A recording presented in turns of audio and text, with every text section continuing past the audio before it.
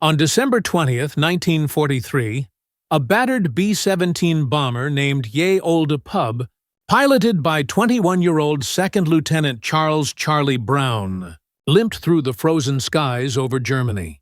The mission had been to strike an aircraft factory in Bremen, but the defenses were ferocious. As the bombs fell, flak tore through the fuselage, shredding 2 engines and leaving the plane struggling to stay aloft. Then came the fighters, Messerschmitt Bf-109s and Focke-Wulf FW-190s, ripping into the bomber with cannon and machine gun fire. Oxygen, hydraulics, and electrical systems failed. A 3rd engine died. The tail gunner, Sergeant Hugh Ecke Eckenrod, was killed instantly. Brown blacked out from lack of oxygen. When he came to, Ye Olde Pub was plummeting toward the earth at just 3,000 feet. Most of his crew were wounded, trapped, and unable to bail out.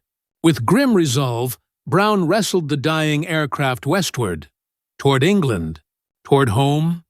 On the ground, Luftwaffe ace Franz Stigler spotted the lone, smoking B-17. He scrambled into his Bf-109 and closed the distance in minutes. Peering through the bomber's gaping wounds, he saw bloodied crewmen tending to one another. His orders were unambiguous: destroy the enemy. But Stigler hesitated. Years earlier, his commander had warned, "If I ever hear of you shooting a man in a parachute, I'll shoot you myself." To Stigler, this crippled bomber, defenseless, crew fighting to survive, was no different from a parachutist. Instead of opening fire, he pulled alongside the cockpit. He motioned for Brown to land in Germany. Brown, wary and confused, shook his head. Stigler pointed north toward neutral Sweden. Brown didn't understand. Risking court-martial, Stigler flew in tight formation, shielding the B-17 from German flak batteries.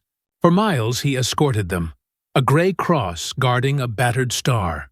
As the English coast appeared, Stigler saluted, banked away, and vanished into the clouds. Against all odds, Brown coaxed Ye Olde Pub across the channel and set it down on an English airfield.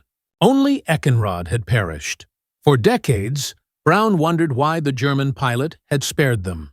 In 1990, he placed an ad in a veterans newsletter. Franz Stigler, now living in Canada, saw it and wrote back. When they finally met, Stigler said simply, "To shoot you down would have been dishonorable." From that day forward, the 2 former enemies became brothers. They remained inseparable until their deaths just months apart in 2008.